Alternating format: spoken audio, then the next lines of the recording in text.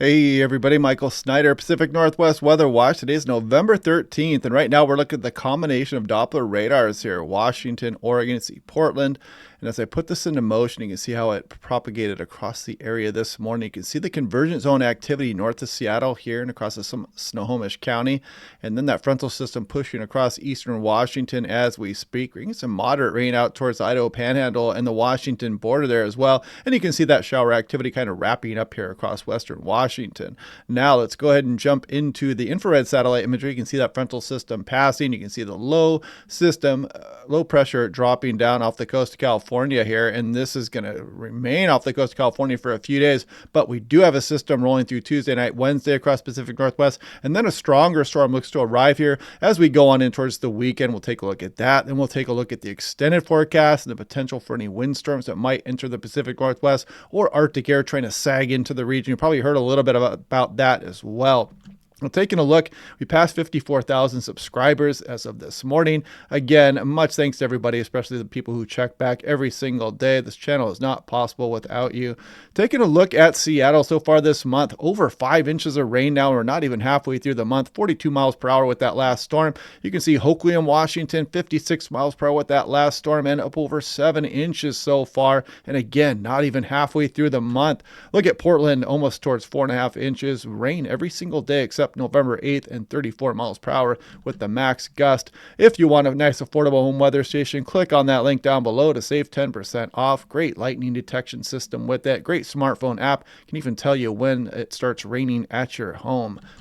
Now, taking a look at the European, the 12Z run. Here goes that frontal system went through last night and this morning. Low pressure spins off the coastline of California, and you can see the weak frontal system start to come down across the region here. Probably best dynamics east of the Cascades across some of the Idaho Panhandle and Montana. Possibly some heavy rain in there also. Some pretty good precipitation amounts coming with that storm. But then our eyes turn towards the next system here, rolling in towards Pacific Northwest. And this has been uptrending a bit here. You can see kind of a more powerful low than what was showing yesterday. Pretty good pressure gradient on the south side of that, some blustery conditions, and again, a nice round of precipitation here for the Pacific Northwest.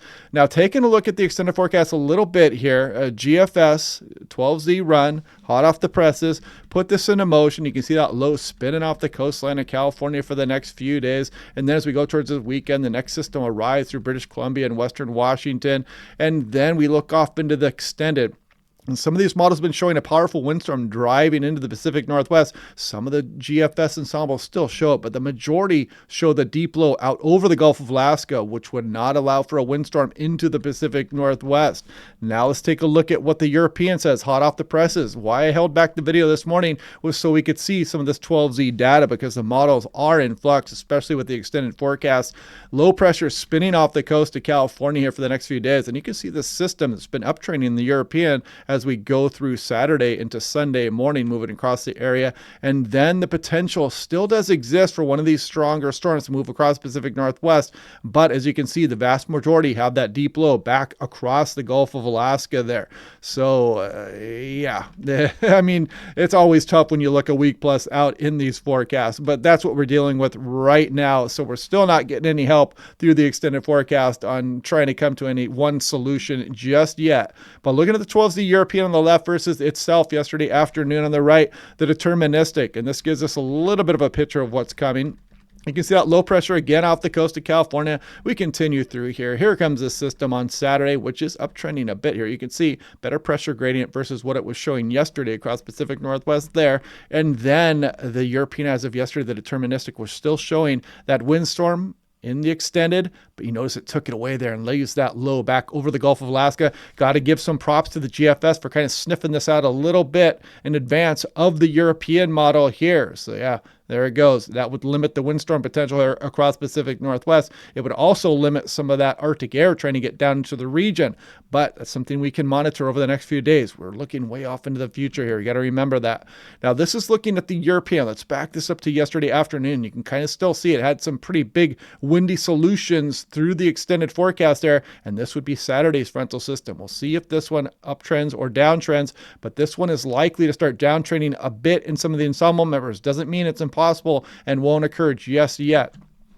Now, looking at the European as of yesterday afternoon, you can see some colder solutions that were showing up in there. But again, you can see the pretty good ensemble disagreement as you look off into the extended, and that's to be expected. And honestly, I think we're going to be backing off on some of this cold air getting down into BC here through the extended forecast. The GFS shows some members with that colder air, but you can see a lot of them remain warm during that period, showing the Arctic air not getting down into the Pacific Northwest here. Looking at landslide potential, you can see Tacoma Narrows in red. There's Boeing Field in blue.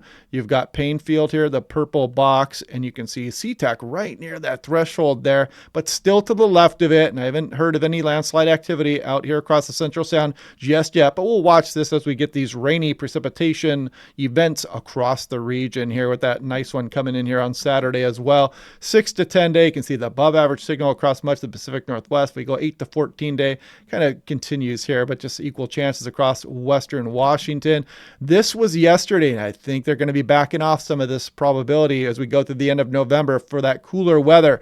But again, we're looking pretty far off into the future. Take that with a grain of salt at this point. But yeah, interesting stuff here. This storm will be harassing California for the next few days. Tough call for weathermen and people trying to make forecasts across the California area. And if you guys wonder where those California videos went, I'm still getting comments about that. Check out the California Weather Watch page. There's an entire channel strictly dedicated to California weather now.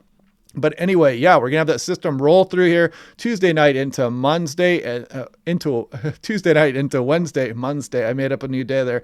And then we're going to be dealing with that stronger storm rolling in here towards the weekend. And then we'll continue to monitor that extended forecast as always. So anyway, hope you guys are having a good day. We will do this again tomorrow, and I will talk to you guys then.